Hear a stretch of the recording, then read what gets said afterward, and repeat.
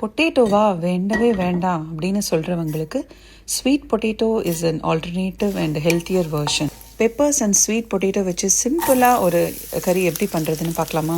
ஒரு கடாயில் கொஞ்சம் எண்ணெய் விட்டு கடுகு, உளுத்தம்பருப்பு, ஜீரகம், ஒரே ஒரு வெத்த மிளகாய் தாளித்து கொட்டி நல்லா பொரிஞ்சு வந்ததும் நறுக்கி வச்சிருக்கிற ஸ்வீட் பொட்டேட்டோவை போடலாம். அதுக்கப்புறம் நான் பெப்லானோ பெப்பர்ஸ் யூஸ் பண்ணியிருக்கேன். நீங்கள் எந்த குடமிளகா வேணாலும் யூஸ் பண்ணலாம்.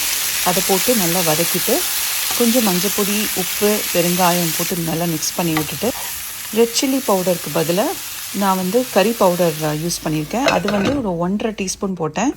உங்களுக்கு இன்னும் கொஞ்சம் வேணும்னாலும் இன்னும் ஒரு 1/4 டீஸ்பூன் ஜாஸ்தி போட்டுக்கலாம். பிகாஸ் ஸ்வீட் பொட்டேட்டோ கொஞ்சம் ஸ்வீட்டாக இருக்கும். ஸோ அதனால் மிக்ஸ் பண்ணி நீங்கள் டேஸ்ட் பண்ணி பார்த்துட்டு கூட you can add it at a later stage. இதே மாதிரி கவர் பண்ணி வச்சு சாட்டே பண்ணுங்கள்.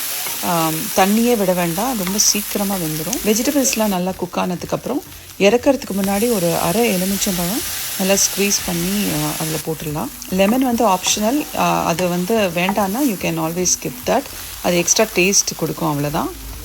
செம்ம ஈஸியான ஒரு ரெசிபி. இது ரைஸ் ஆர் சப்பாத்தி கூட சாப்பிட்டு என்ஜாய் பண்ணுங்கள்.